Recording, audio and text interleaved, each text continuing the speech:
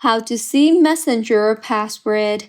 Hello everyone, I am Bishaka and welcome to our channel. Now let's get right into the tutorial. Firstly, go ahead and open the Passwords application on your device.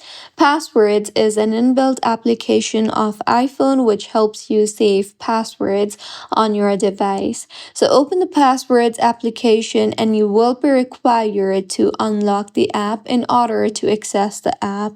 So go ahead and unlock the app by entering your biometrics or passcode, and once entered, tap on the search bar at the bottom and now search for Messenger, and with this, all the passwords that you have saved for Messenger will appear here. Simply tap on the password where you want to check your Messenger password, and with this, you will be able to see your password. So tap on the passwords option and then go ahead and tap on the copy password option you see there if you want to copy your password.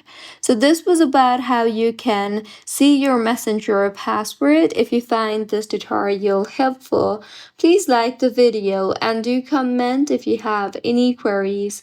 Also, do subscribe to our channel for more helpful tutorials like this.